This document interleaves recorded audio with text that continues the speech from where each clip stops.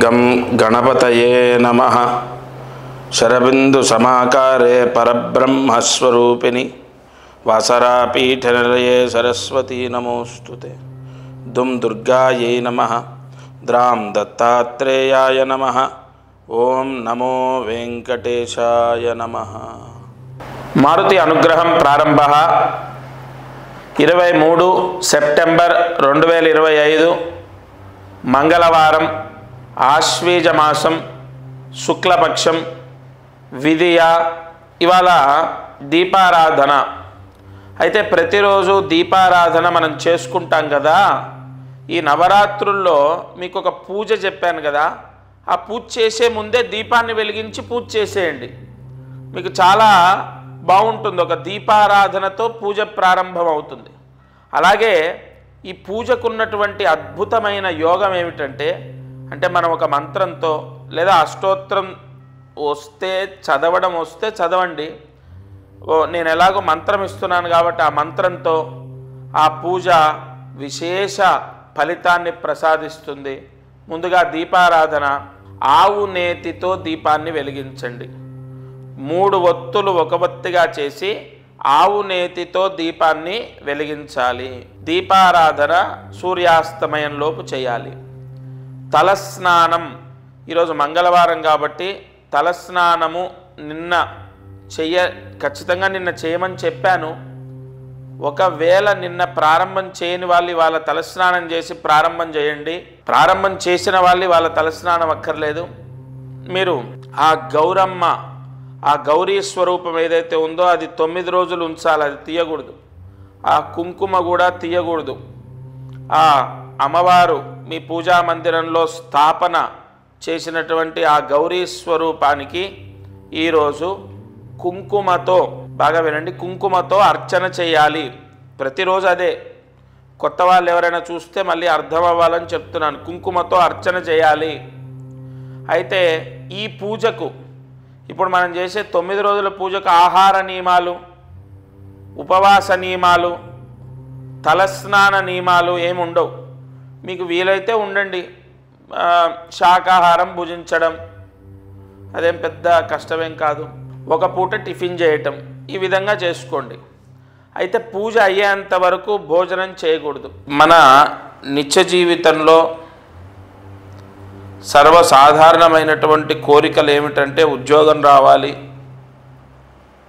మా అమ్మాయికి లేదా అబ్బాయికి పెళ్ళి అవ్వాలి, మంచి సంబంధం రావాలి, మంచి కుటుంబంతో వివాహం అవ్వాలి, లేదా చదువులో రాణించాలి, బాగా చదువుకోవాలి, మంచి సీటు సంపాదించాలి.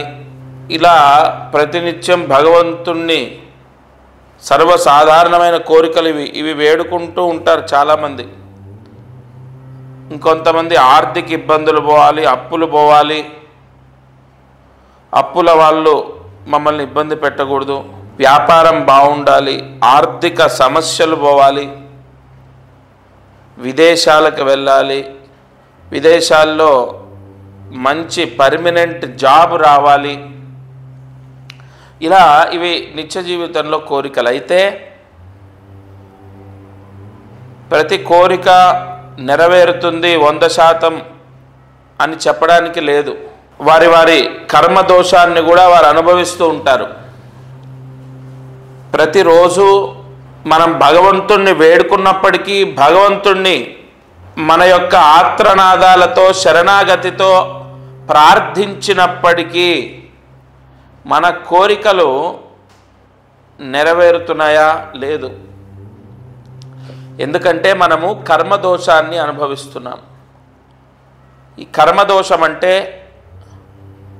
గత జన్మ పుణ్య పాపము అంటే కర్మ. అందుకే మనము కర్మని అనుసరించి భగవంతుడి యొక్క అనుగ్రహాన్ని పొందుతాం కలియుగంలో. అటువంటి ఒక అద్భుతమైన పరిహారం, చాలా చిన్న పరిహారం, చాలా సులువైనటువంటి పరిహారం. ఈ విజయదశమి ఈ దసరా రోజు మీరు చేయబోతున్నారు. మీరు చేసుకుంటే మీకు మంచిది. అక్టోబర్ 2వ తారీఖు దసరా, విజయదశమి. ఆ రోజు గురువారం. ఆ రోజు చాలా విశేషమైన ముహూర్తం. అది మనం ప్రత్యేకంగా చెప్పక్కర్లే. అయితే ఈ అక్టోబర్ 2వ తారీఖు మీ ఇంటికి మీరు లక్ష్మీ ఆవాహనం చేయాలి. అంటే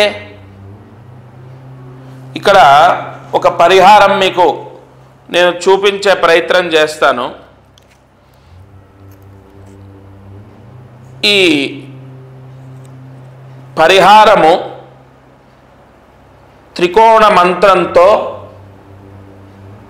బంధింప చేసినటువంటి పరిహారం. బంధింపజేసినటువంటి త్రికోణ మంత్రశక్తి ఇంటి ద్వారానికి కట్టాలి.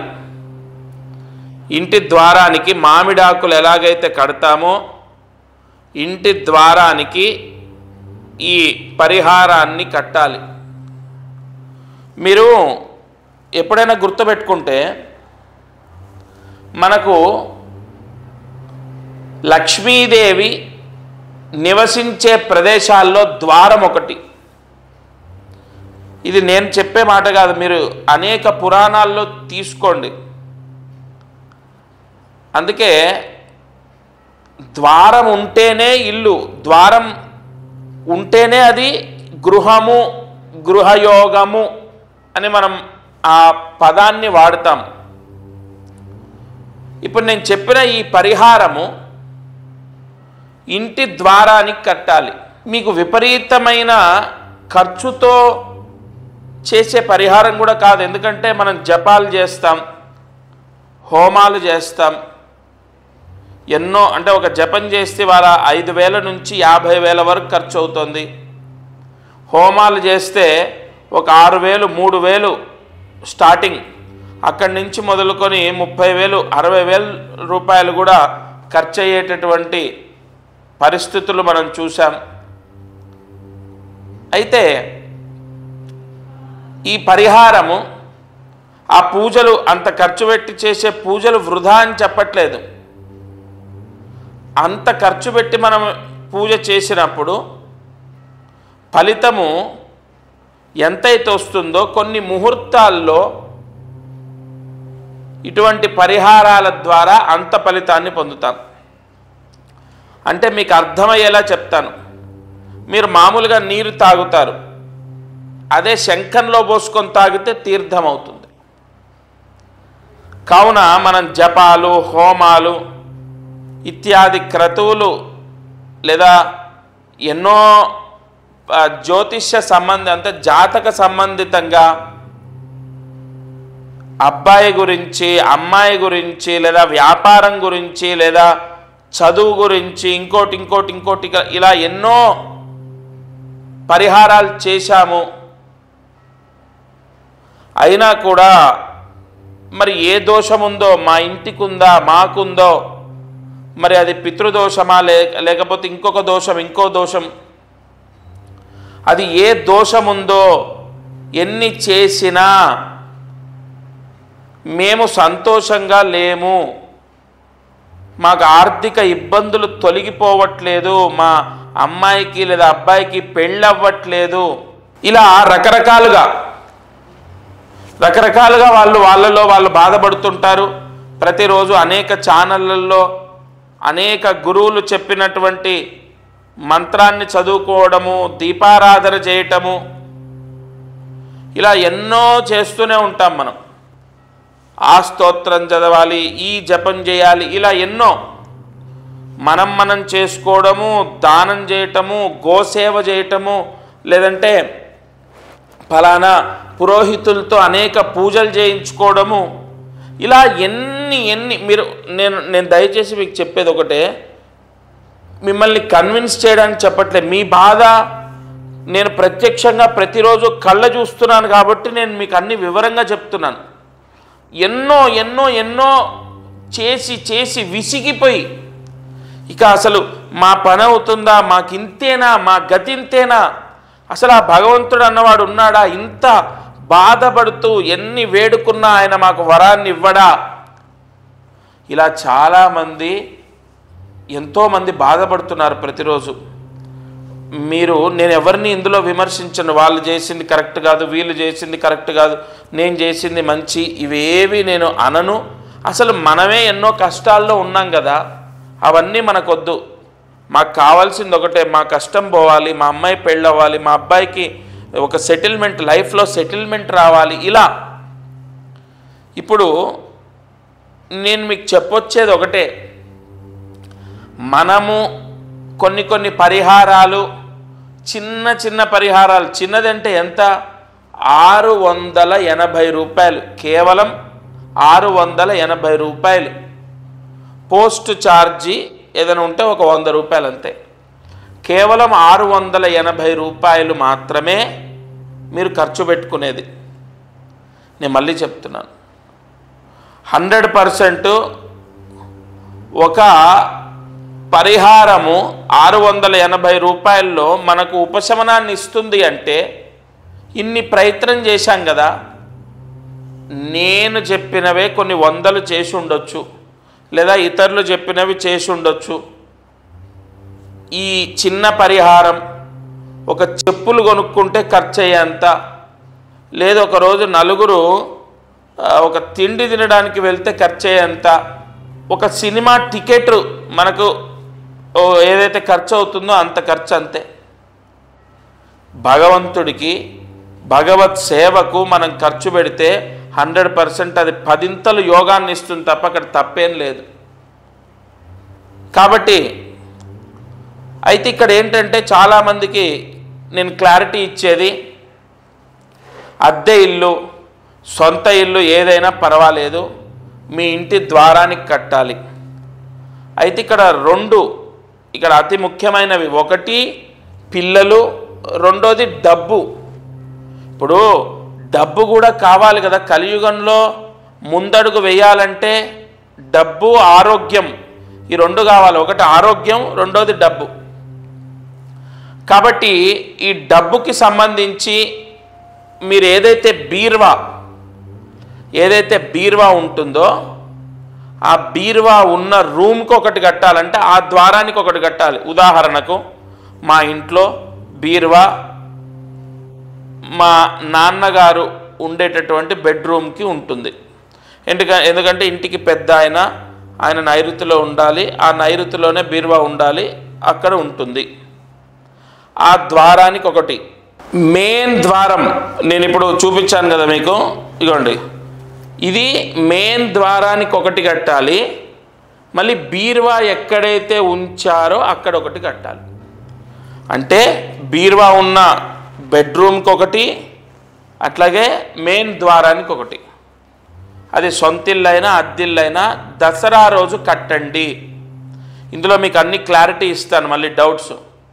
దసరా రోజు ఇంట్లో ఎవరికైనా కుదరకపోతే, ఎవరికో ఒకరికి కుదురుతుంది కదా, ఆడవాళ్ళకు కుదరట్లే, మగవాళ్ళు ఎవరో ఒకళ్ళు ఉంటారు కదా, ఎవరో ఒకరు కట్టండి. ఒకరో దసరాకే మేము ఇక్కడ ఉండట్లేదండి, మా ఇంట్లో ప్రత్యేకంగా మీ ఇంటి పేరు, మీ గోత్రనామాలతో ఇంకొక ముహూర్తం నేను ఇస్తాను.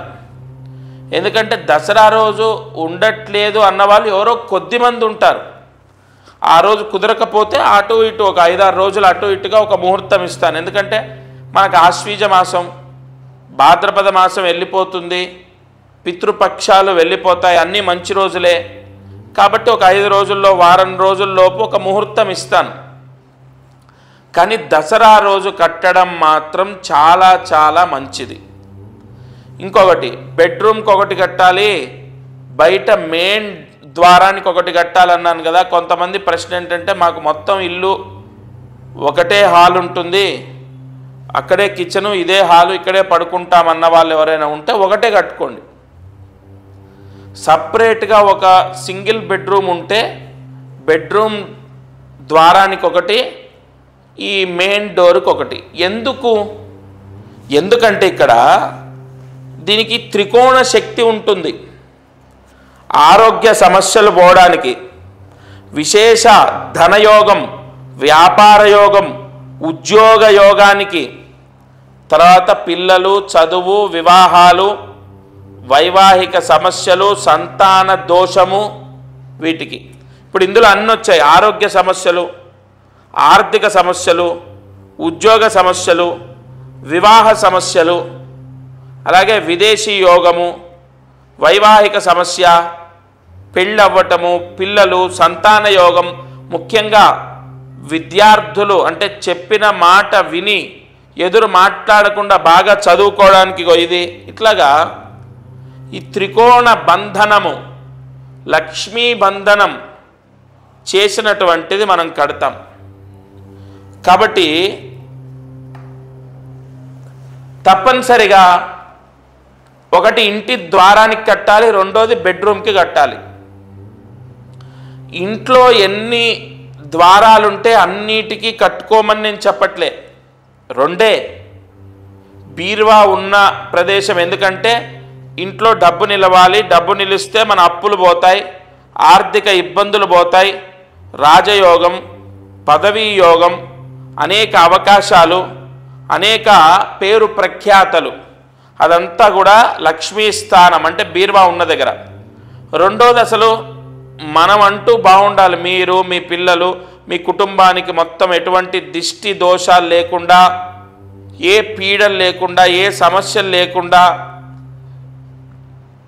మీకు లక్ష్మీ యోగం కలగాలి. ఇందాక మనం చెప్పుకున్నట్టు కర్మ దోషం పోవాలి.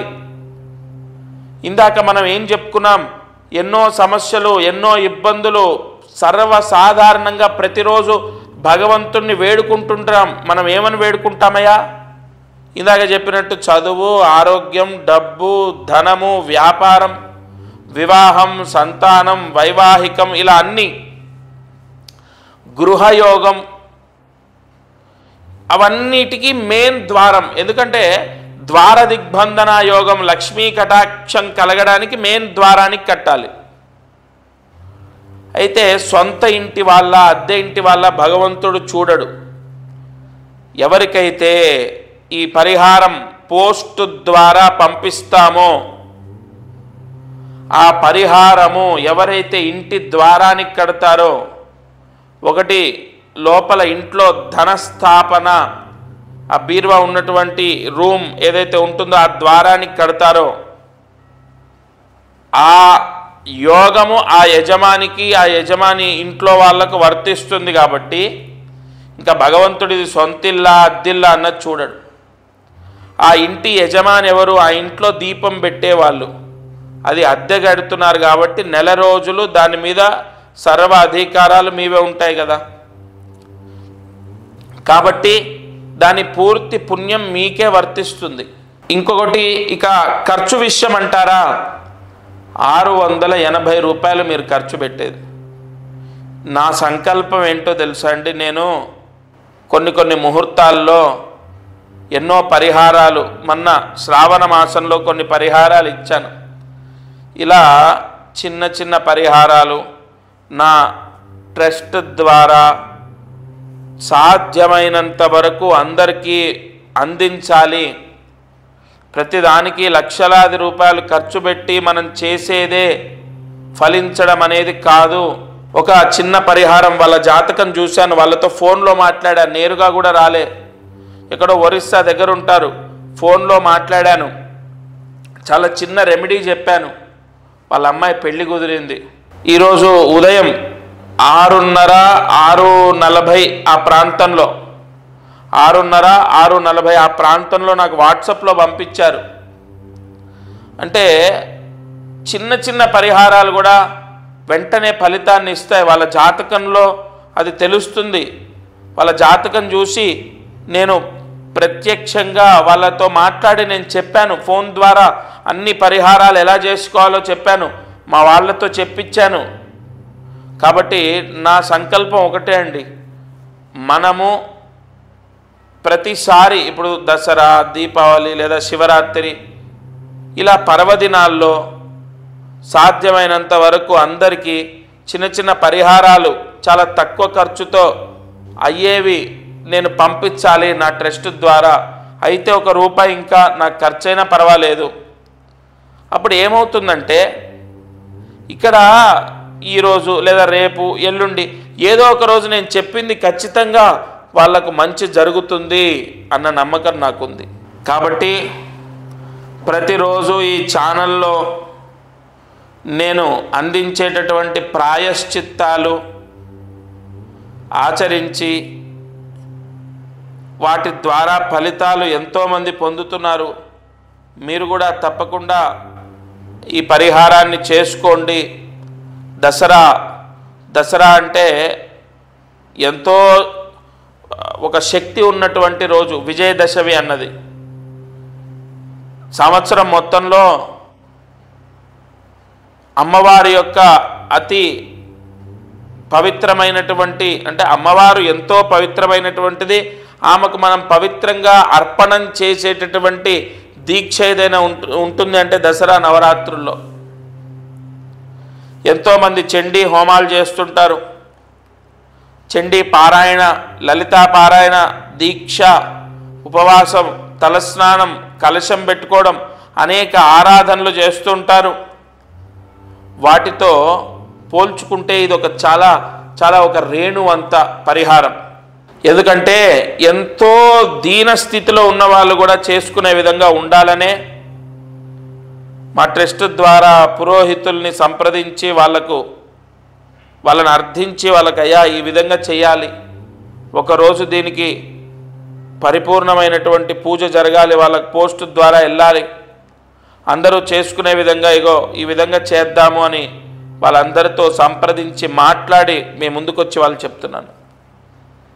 ఇవాళ మనం 4 రోజులు ఇంట్లో పళ్ళు పూలు తెచ్చుకుంటే అవుతాయి ఖర్చు.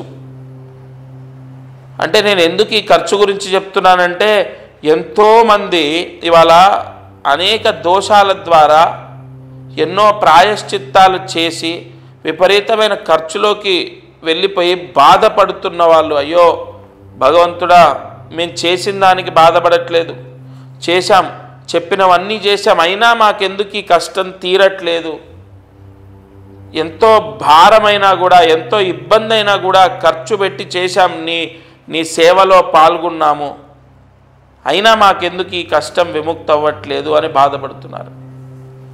కానీ నాకు ఒకటి నమ్మకం ఉంది, దసరా విజయదశమి అన్నది ఎంతో శక్తివంతమైంది. ఇంటి దోషం పోయినప్పుడు ఇంట్లో ఒక లక్ష్మీ ఆవాహన యోగం, ద్వార ఆవాహన యోగం, ఒక విశేష మంత్రశక్తి అనేది ఇంటికి ఉన్నప్పుడు ఆ ఇంట్లో పాజిటివ్ ఎనర్జీ వస్తుంది, ఆ ఇంట్లో ప్రశాంతత వస్తుంది, ఆ ఇంట్లో మనశ్శాంతి ఉంటుందని నేను నమ్ముతాను. చాలామందికి వాస్తు దోషం ఉండడం వల్ల, ఆ వాస్తు దోషం వల్ల కూడా మనశ్శాంతి లేకపోవడం, పిల్లలకు పెళ్ళిళ్ళు అవ్వకపోవడం, పిల్లలకు సరైన ఉద్యోగాలు లేకపోవడం, ఆ ఇంట్లో అసలు ₹1 నిలబడదు తెలుసా. కానీ అటువంటి దోషాన్ని సైతం కంట్రోల్ చేసేది అమ్మవారు.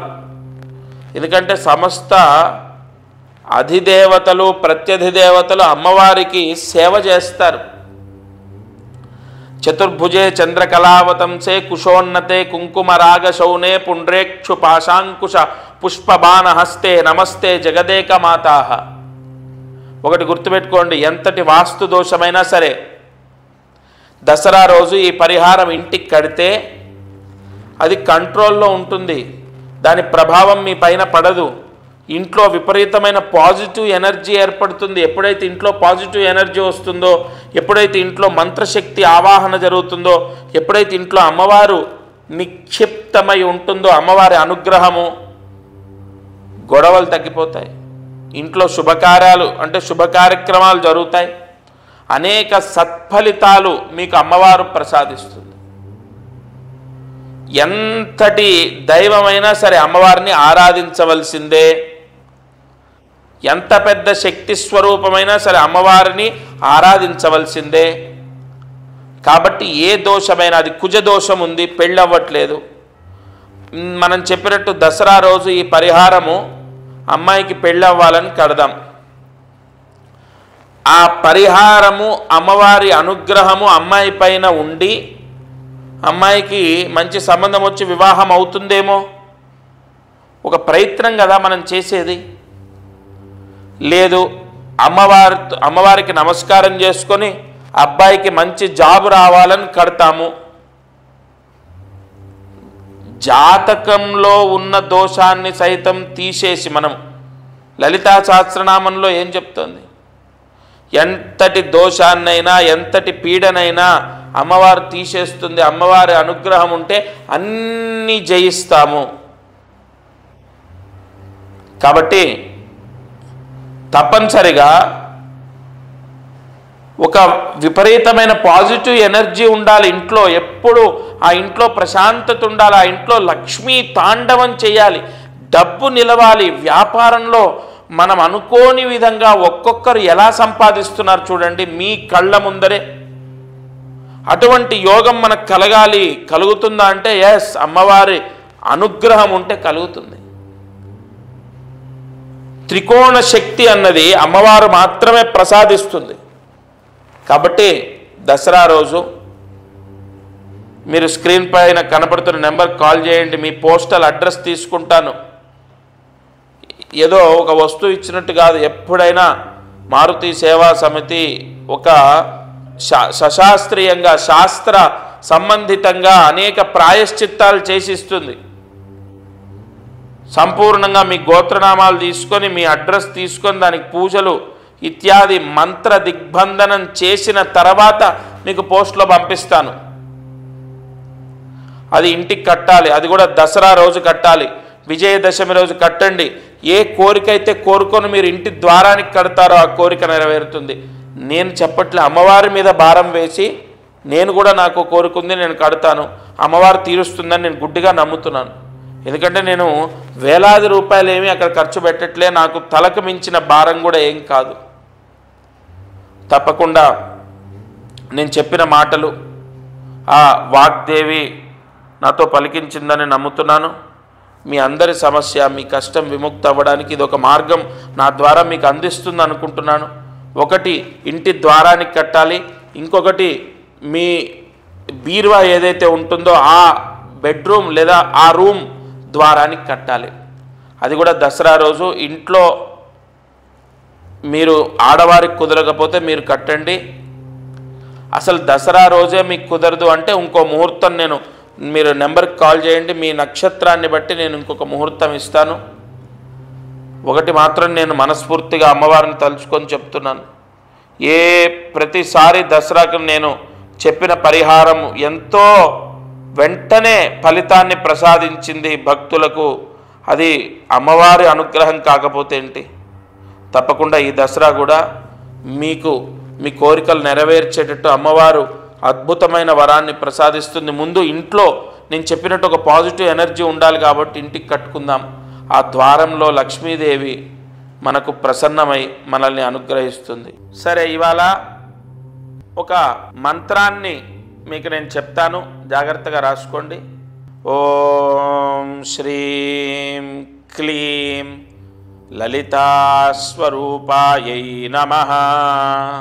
ఓం శ్రీం క్లీం లలితాస్వరూపాయై నమః. ఓం శ్రీం క్లీం లలితాస్వరూపాయై నమః. ఈ మంత్రంతో కుంకుమార్చన చేయాలి. ఈ మంత్రంతో సూర్యాస్తమయంలోపు కుంకుమార్చన ఆ గౌరీదేవి కంటే ఆ పసుపు ముద్దకు కుంకుమతో, అందులో పసుపు లేదంటే మళ్ళీ విభూది లేదంటే అక్షతలు ఏం వాడొద్దు.